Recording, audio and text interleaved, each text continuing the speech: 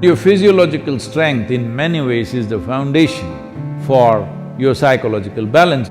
I think food and toilet both must be far away. Then you will keep your physiology in a conscious condition. Just because I'm laughing and joking about this, don't think there is no problem. There is substantial problem.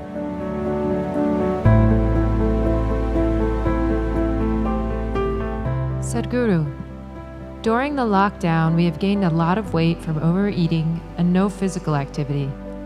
Can you offer us some simple weight loss tips, please? I was in Chennai a few years ago and I was talking to some of the business community in Chennai.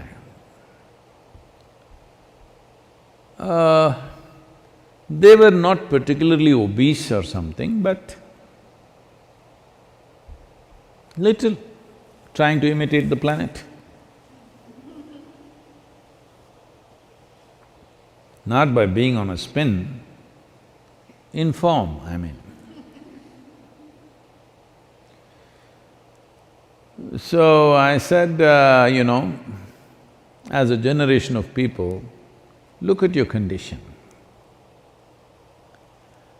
If I had come to Chennai 50 years ago or 100 years ago, in what physical form people would be, in what level of physical fitness they would be, ordinary people I'm talking about. I'm not talking about gymnasts, sports persons, not those kind of people, ordinary people on the street. Or even now, in what kind of physical strength and condition people are in rural India, for example. I said, see, suppose it so happened, you were walking on the street and you saw a tiger, a wild tiger, hungry one. How many of you can at least climb a tree? And this is a spectacular show, a tiger on a Chennai street. This is not a everyday happening, it is something you must enjoy.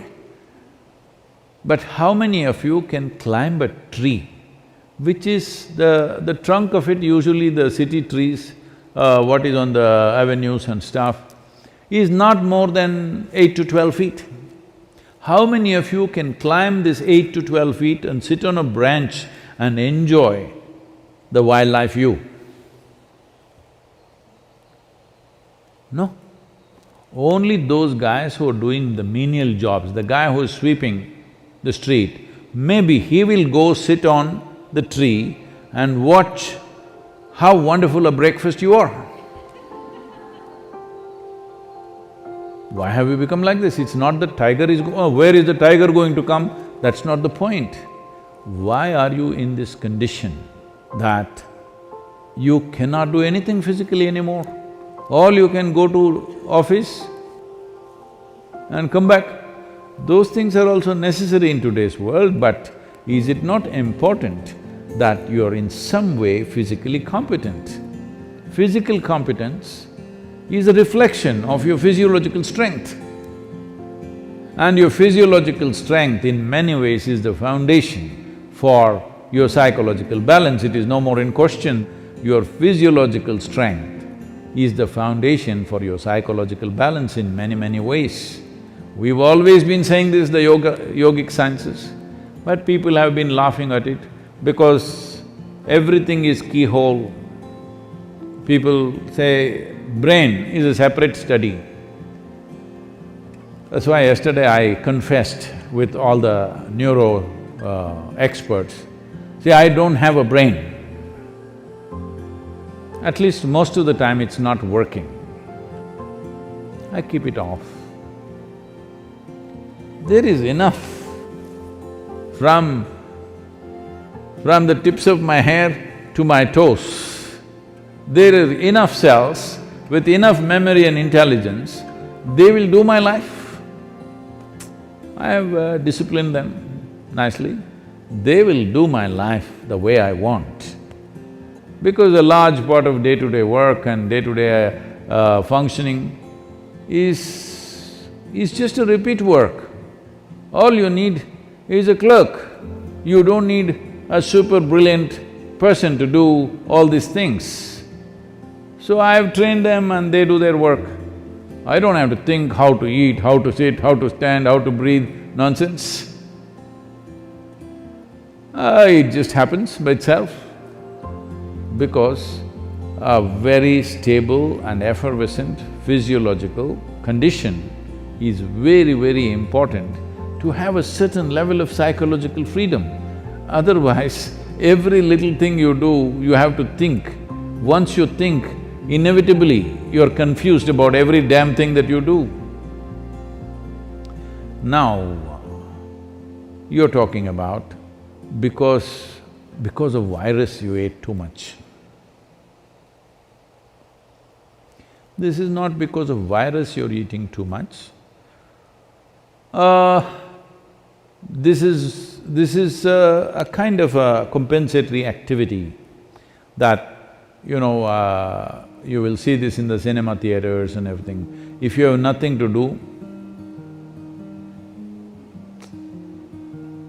never before in the history of humanity was food simply available like this all the time. It's a wrong thing that everywhere you walk there is food.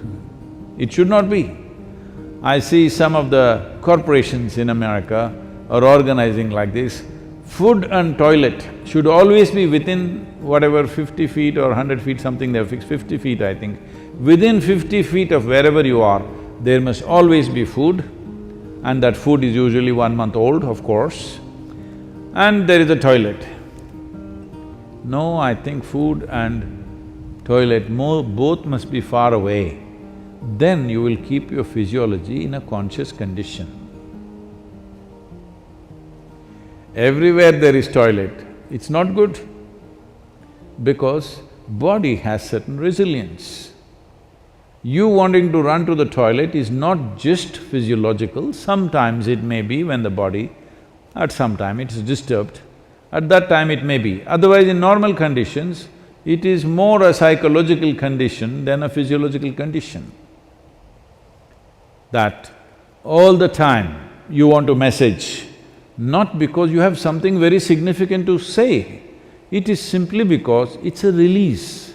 Similarly, going to the toilet is a release, sexuality is a release, wherever, whenever, whatever, all the time the same things, because you are building up nonsense within yourself all the time. You need a release, all the time release.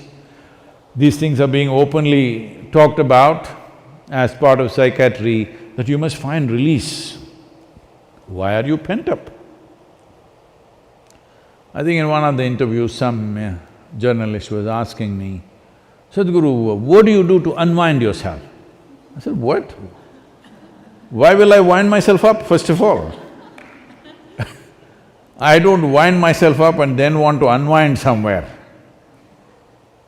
What are you? Are you a grandfather clock or something? You wind yourself up. Even the watch doesn't need any winding anymore, it runs by itself. Why are you winding yourself up? This is simply because you understand life as an accumulation.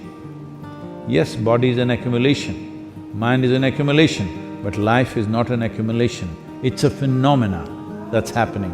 If you have not tasted that phenomena, you know only accumulations, you always think the safety is in accumulation, whether it's wealth, money, this, that, and body.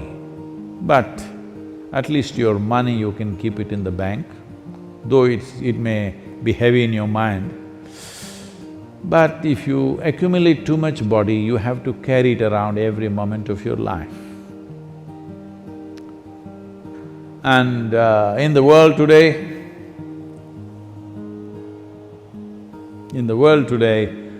30% of the population is malnourished, and around the same percentage of people are obese, overweight. See, you can fix it. The world's problems of malnourishment, you can fix it. So, this practice is there in the Isha Yoga Center. Whenever cause comes up, when Isha Vidya, educating rural children, raising funds for it became a problem, then many people in the yoga center took this up. on Wednesday evenings I won't have dinner and let that money go to the children. I think you must find 7 causes like this. I can give you 7. Monday for Rally for Rivers, Tuesday for Kaveri Calling, Wednesday for Isha Vidya, Thursday is called Guruvar, this is for your Sadguru. Friday for Devi, because that's her day. Saturday, you have your dinner, I'm reducing 1 day. Sunday, for Janalinga. Like this, you find 7 or at least 6 causes where 6 dinners you give away. Morning you eat, all right? 10 o'clock in the morning you eat well, and again eat 10 o'clock tomorrow morning. And also, because you need to keep social distancing, drive out of the town and walk back. Get into your bus, buy a ticket for 10 kilometers away and just walk back. Best you go without your phone and your wallet, so that you have to walk back. Do something, come on. Already there is one problem, you want to multiply your problems, huh? You want to increase the size of your problem? Don't do that. There's enough problem already. I'm telling you there's substantial problem. Just because I'm laughing and joking about this, don't think there is no problem. There is substantial problem. Don't fool yourself, because if your body and your mind is in a certain condition, you can easily fool yourself. This happened. Shankaran Pillai was running a garment shop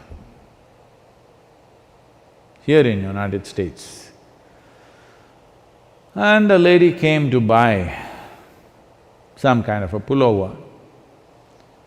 So, he promised her it is 100% wool. She took it, went home. The next day she came back and she said, "You said it's 100% wool, but here the label says it is made in Bangladesh and it's 100% cotton."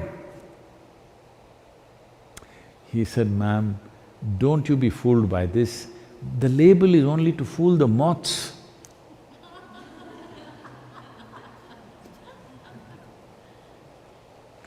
Like this, there are so many labels all over the world, don't go by that. This is a simple experiment you must do, all of you who are sitting now on the floor, when you get up, you must use only 2 limbs to stand up. All of you, in your life you must keep this up however old you are. This is a simple test for you. You sit down cross-legged and when you want to stand up, you use only 2 limbs. That means you don't do 4-wheel drive. Just get up with your legs. This much fitness at least you must manage. If you can't climb a tree, there are not enough tigers to, for them to roam in your city. If you can't climb a tree, it's okay, but at least you must be able to stand up. This much fitness you must maintain. Please do that for yourself.